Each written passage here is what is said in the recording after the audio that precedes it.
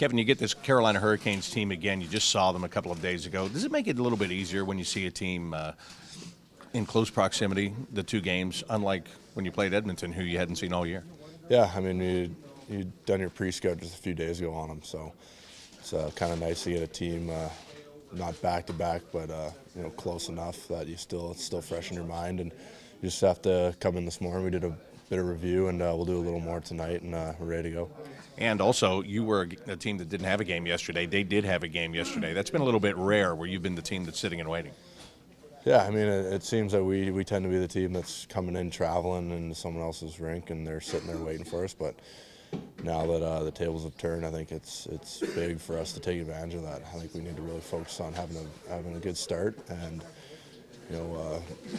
playing hard in that first period and making sure that we're ready to go. Will that be the biggest challenge, to make sure that because you are at least quote unquote more rested here today, that you do get off to a good start like you did the other night? Yeah, I think that's something we've really been focused on in the last couple of weeks here. It's just our first period.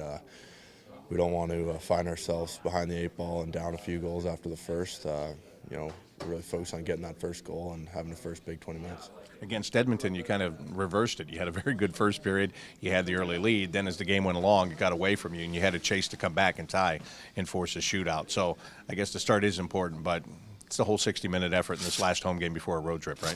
Yeah, it's cliche to keep saying, we need to play a full 60, but fortunately it's true. It's, it seems that if we have a good start, then we let up in the second, or if we have a bad start, we put it on in the second half of the game. So, good teams are the ones that can bring a consistent effort every night for the whole game, and that's what we're striving to be. And I think, once we're able to figure that out, we can do some damage in this league. Since these guys are fresh in your mind, who gives you the biggest fits on this team?